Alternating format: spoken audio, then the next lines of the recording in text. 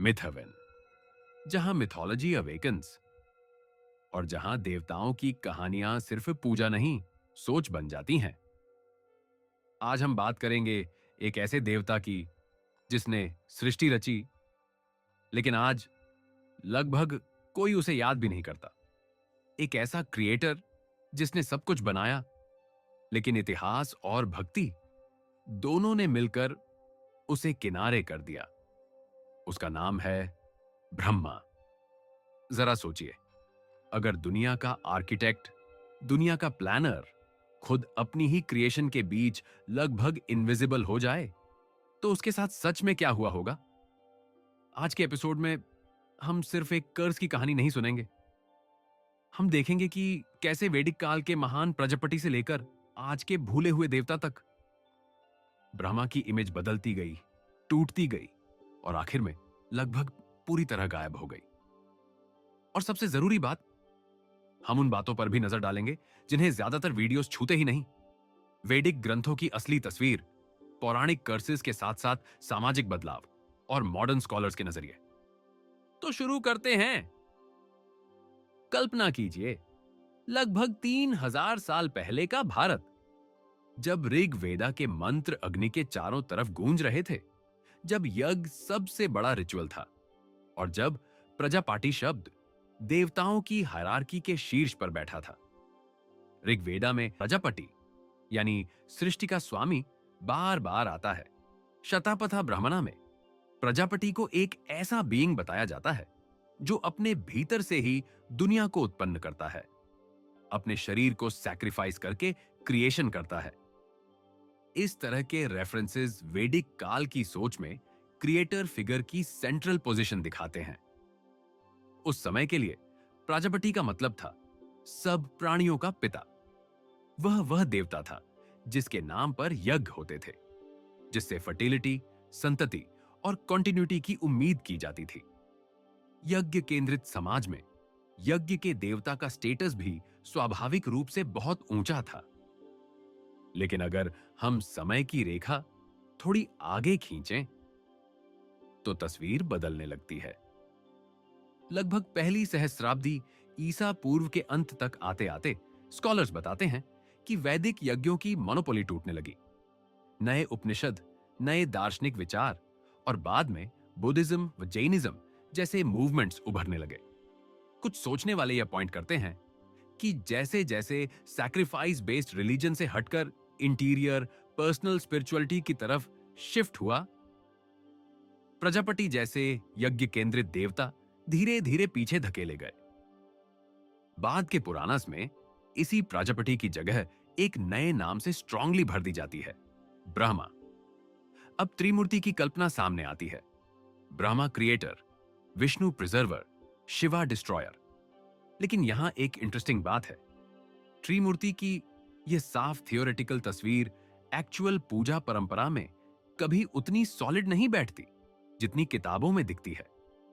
विष्णु और शिव के हजारों प्रसिद्ध मंदिर बनते हैं, और ब्रह्मा, यहां पर पहली बड़ी मिसकंसेप्शन आती है।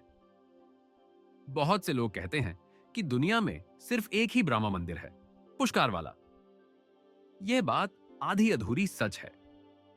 पुष्कर का ब्रह्मा मंदिर सबसे प्रसिद्ध है, उसकी महिमा और कहानी सबसे ज्यादा जानी जाती है, और इसलिए अक्सर ओनली ब्रह्मा टेम्पल कहा जाता है। लेकिन हिस्टोरिकल रिकॉर्ड्स बताते हैं कि गुजरात के खैत-ब्रह्मा में, तमिलनाडु और कर्नाटका के कुछ पुराने श्राइन्स में, और भारत से बाहर बाली जैसे रीजन्स में भी ब्रह्मा से जुड़े मंदिर और श्राइन्स हैं। फर्क बस इतना है कि पुष्कर आइकॉन बन गया, बाकी मोस्टली स्थानीय रह गए। यानी ब्रह्मा लगभग भूले जरूर गए, पूरी तरह इरेज्ड नहीं हुए। अब लौटते हैं उस कहानी पर जिसे लगभग हर बच्चा सुन चुका है, लेकिन जिसकी डीपर परतें कम ही लोग देखते हैं। पुष्कर, राजस्थान। कथा यह कहती है कि ब्रह्मा ने वहां एक महायज्ञ करने का निश्चय किया। नियम के अनुसार यज्ञ के लिए पत्नी का साथ होना जरूरी था। पत्नी सरस्वती, ज्ञान और कला की देवी, देर से आने लगी।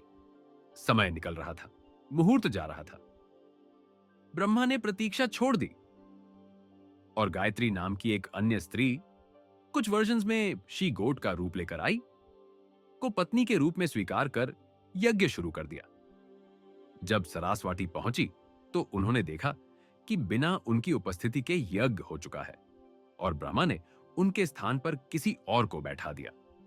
उनके क्रोध का परिणाम एक भयानक श्राप। कथा के कुछ रूपों में सरासवाटी कहती हैं, दुनिया में तुम्हारी पूजा नहीं होगी। गायत्री आगे बढ़ती है और श्राप को थोड़ा सॉफ्टन करती है।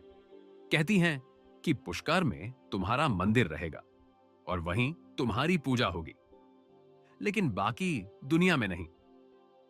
कई नॉर्थ इंडियन वर्जन्स में यह पूरी कहानी पद्मा पुराना और अन्य लोक महात्म्य ग्रंथों से जोड़ी जाती है। यहां दूसरी मिसकंसेप्शन सामने आती है।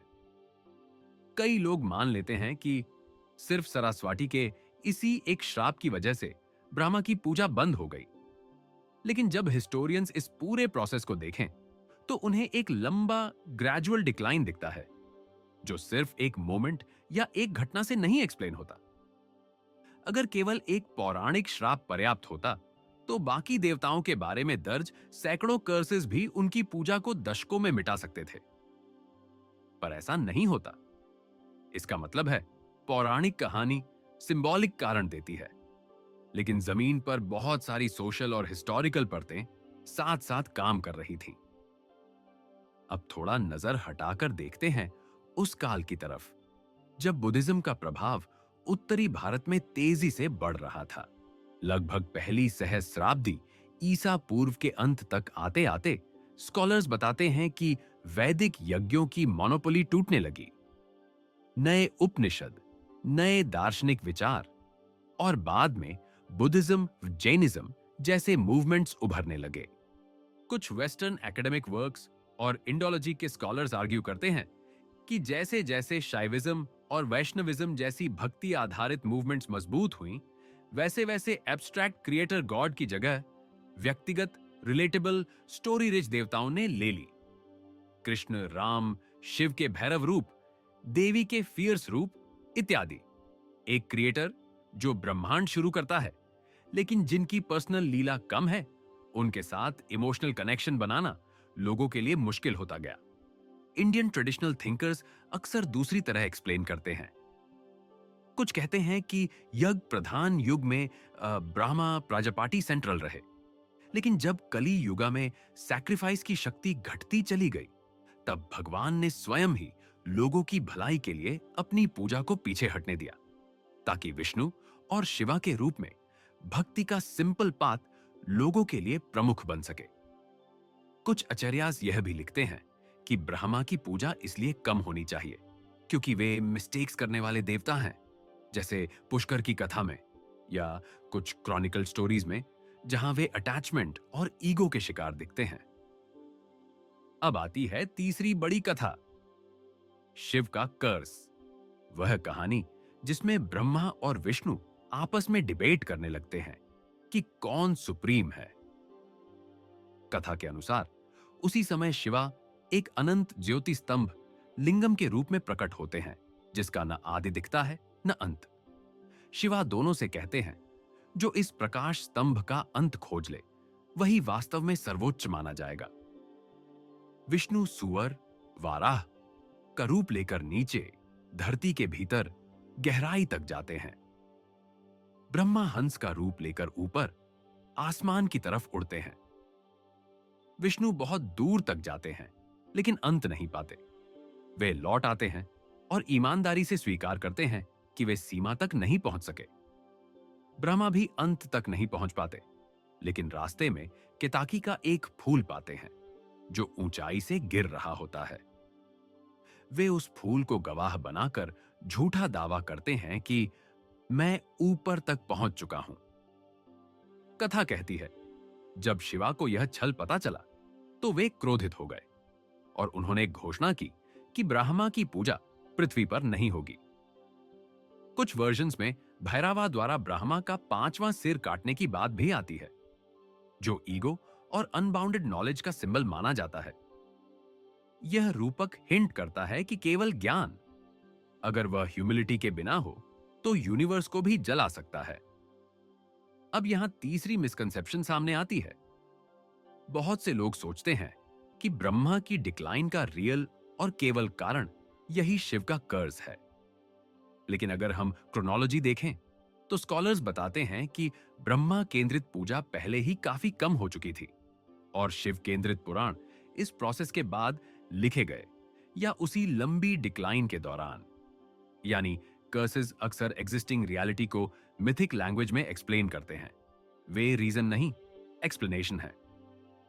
इंडियन हिस्टोरियंस और कुछ वेस्टर्न रिसर्चर्स इस पॉइंट पर ब्रॉडली अग्री करते हैं कि धार्मिक शक्ति केंद्र बदल रहे थे। कर्स नैरेटिव्स ने बस उस शिफ्ट को डिवाइन फ्रेम में समझाने का काम किया। अब तक हमने 3 पर्सपेक्टिव्स को अलग अलग देखा। इंडियन ट्रेडिशनल व्यू, जहां सरस्वती और शिवा के कर्सेस, पुष्कर का यज्ञ और ब्रह्मा के पाप सेंट्रल हैं।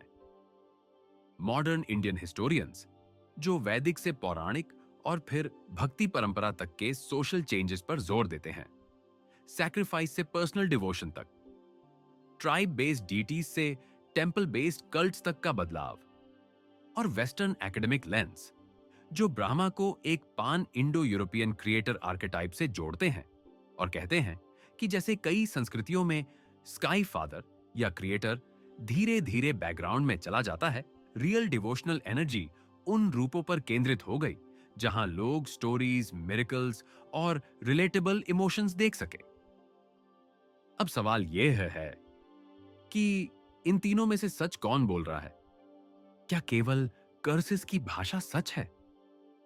क्या केवल समाज शास्त्र और इतिहास ही पर्याप्त हैं? या फिर दोनों को साथ साथ पढ़ना ही असली इंटेलेक्चुअल ऑनेस्टी है? अब थोड़ा पुष्कर की तरफ लौटते हैं। जो लोग आज पुष्कर के ब्रह्मा मंदिर में जाते हैं, वे अक्सर मानते हैं कि यह हजारों साल पुराना होगा, वैदिक एज से स्ट्रेट जुड़ा होगा। लेकिन इंस्क्रिप्शंस और हिस्टोरिकल एनालिसिस सजेस्ट करते हैं कि प्रेजेंट डे स्टोन स्ट्रक्चर 14वीं सेंचुरी में रीबिल्ड हुआ और इसके बाद भी कई बार रिनोवेशन हुआ। इसका मतलब यह है कि ब्रह्मा का टेंपल उस टाइम बना जब उनकी मेन स्ट्रीम वर्शिप पहले ही काफी घट चुकी थी। फिर भी किसी कम्युनिटी ने यह तय किया कि क्रिएटर गॉड के लिए कम से कम एक महान मंदिर जरूर होना चाहिए। कुछ स्कॉलर्स कहते हैं यह भी एक तरह का प्रोटेस्ट है। चाहे जितने भी कर्सेस हों, हम क्रिएटर को कंप्लीटली भूलने को तैयार नहीं हैं। अब जरा ब्रह्मा के 4 फेसेस पर ध्यान दें। लोकप्रिय व्याख्या कहती है 4 दिशाएं या 4 वेदास, लेकिन कुछ थिंकर्स इसे 4 युगास के सिंबल के रूप में भी देखते हैं। सत्या, त्रेता, द्वापारा, कली। एक चेहरा हमेशा फ्यूचर की तरफ देखता है, एक पास्ट की तरफ, एक प्रेजेंट में, और एक उस टाइमलेस दिशा में जो किसी समय रेखा में फिट नहीं होती। यह इंटरप्रिटेशन हमें ब्रह्मा को सिर्फ भूले हुए देवता के रूप में नहीं, बल्कि एक बड़े फिलोसॉफिकल क्वेश्चन के रूप में देखने के लिए मजबूर करती है। क्या क्रिएशन खत्म होने के बाद क्रिएटर की कोई भूमिका बचती है? जब संसार चलने लगता है, जब प्रिजर्वेशन और डिस्ट्रक्शन की जरूरत पड़ती है, क्या क्रिएटर स्वाभाविक रूप से बैकग्राउंड में चला जाता है? क्या हर क्रिएटर को किसी न किसी लेवल पर अपनी क्रिएशन से डिटैच होना ही पड़ता है? और अगर वह डिटैच नहीं होता, तो क्या वही अटैचमेंट उसका पतन बन जाती है? इन सवालों का कोई सिंगल सही जवाब नहीं है, लेकिन यही तो ब्रह्मा की सबसे बड़ी ताकत भी है। उनकी कहानी हमें रेडीमेड आंसर्स नहीं देती, हमें सोचने के लिए मजबूर करती है। अब सोचिए, मॉडर्न लोकप्रिय भक्ति में हम विष्णु और शिव को कितनी इंटेंसिटी से याद करते हैं। कृष्ण की बाल लीला, राम का वनवास, शिव का तांडव, देवी के युद्ध, सबके बारे में हमारे पास भावनात्मक नैरेटिव्स हैं। लेकिन ब्रह्मा, उनके बारे में हमारी ज्यादातर स्टोरीज या तो मिस्टेक्स के बारे में हैं या कर्सेस के बारे में। क्या यह भी एक सबटिल लेसन है? शायद मिथोलॉजी हमें यह कह रही है कि प्योर क्रिएटिव पावर अगर ह्यूमिलिटी के साथ न जुड़ी हो तो वर्शिप के लायक नहीं रहती। पूजा सिर्फ ताकत की नहीं, चरित्र की भी होती है। इसीलिए शायद कुछ वैष्णवा और शैवा ट्रेडिशंस में सुझाव मिलता है कि ब्रह्मा की सीधी पूजा से बेहतर है क्रिएटर के पीछे छिपे हाईएस्ट रियलिटी ब्रह्मन की ओर बढ़ना, या फिर विष्णु और शिवा जैसे फॉर्म्स के जरिए उस रियलिटी तक पहुंचना। लेकिन यहां एक और प्रश्न खड़ा होता है, अगर क्रिएटर को भुला दिया जाए तो क्या क्रिएशन सच में सिक्योर रह सकती है? क्या हम अपने इतिहास और अपनी मेटाफिजिक्स से एक पूरा लेयर काटकर भी कंफर्टेबल रह सकते हैं? या फिर ब्रह्मा का लगभग अदृश्य उपस्थिति हमें बार बार याद दिलाता है कि जो शुरुआत में था वह हमेशा पृष्ठभूमि में रहता है, चाहे हम उसे कॉन्शियसली याद करें या नहीं। यही वजह है कि पुष्कर में बैठे ब्रह्मा की मर्टी को देखकर कई पिलग्रिम्स रिपोर्ट करते हैं कि वहां कोई लाउड मिरेकल नहीं होता, लेकिन एक अजीब सी क्वाइटनेस आता है, जैसे कोई कह रहा हो, मैंने अपना काम कर दिया, अब तुम्हारी बारी है कि तुम अपनी दुनिया को कैसे बनाते हो। तो क्या ब्रह्मा की कहानी सिर्फ कर्स की ट्रेजेडी है, या यह एक डीपर इनविटेशन है अपने भीतर के क्रिएटर को देखने का? जब कोई आर्टिस्ट पेंटिंग बनाकर पीछे हट जाता है तो पेंटिंग की जिंदगी शुरू होती है। उसी तरह शायद क्रिएटर गॉड को भी एक मोमेंट पर पीछे हटना होता है ताकि क्रिएशन खुद ग्रो कर सके। और शायद इसी वजह से ब्रह्मा आज अकेले हैं, लेकिन कंप्लीटली इरेलेवेंट नहीं। उनका नाम कम लिया जाता है, पर हर बार जब हम सृष्टि शब्द बोलते हैं, जब हम क्रिएशन की बात करते हैं, हम इनडायरेक्टली उन्हीं की टेरिटरी में कदम रखते हैं। तो अब सवाल यह नहीं रह जाता कि क्या ब्रह्मा की पूजा होनी चाहिए या नहीं। सवाल यह हो जाता है, क्या हम अपने भीतर के ईगो ड्राइवन क्रिएटर को वॉर्मशिप कर रहे हैं, या उस साइलेंट क्रिएटर को जो अपना काम करके पीछे हट जाता है ताकि दुनिया चल सके। यह डिस्टिंक्शन ही शायद ब्रह्मा का सबसे बड़ा फिलोसॉफिकल गिफ्ट है। अगले एपिसोड में हम चलेंगे देवताओं के दूसरे पोल की ओर। विष्णु, पालनहार, प्रोटेक्टर, प्रिजर्वर। लेकिन हम वह विष्णु नहीं देखेंगे जिन्हें हर मंदिर में हर दिन पूजा जाता है। हम खोजेंगे उन अवतारों को जो इतिहास की किताबों से लगभग गायब हो गए हैं। कुछ ऐसे रूप जिनका जिक्र कुछ पुराने टेक्स्ट्स, रीजनल ट्रेडिशंस और ऑब्सक्योर कमेंट्रीज में छिपा है, लेकिन जिन्हें मेन स्ट्रीम नैरेटिव्स ने धीरे धीरे बाहर कर दिया। किसने इन्हें इरेज किया? क्यों? और क्या इन फॉरगॉटन एवेटार्स की कहानियां आज भी कहीं जीवित हैं? किसी गांव, किसी पांडुलिपि, किसी टेंपल ट्रेडिशन के कोने में? अगले एपिसोड का इंतजार कीजिए, जहां हम पूछेंगे, विष्णु के लॉस्ट अवतार सच में कौन थे? और तब तक अगर आप सोचते हैं कि ब्रह्मा की पूजा मॉडर्न समय में फिर से जिंदा होनी चाहिए, या आपको लगता है कि उनका भूल जाना भी कॉस्मिक बैलेंस का हिस्सा है, तो कमेंट्स में अपनी बात जरूर लिखिए।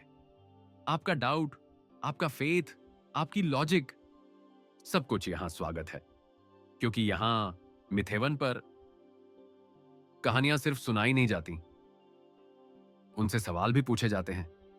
अगले एपिसोड तक मिथेवन, where myths awaken, where forgotten gods still whisper in the background, and where every story is really a question about who we are and what we choose to remember.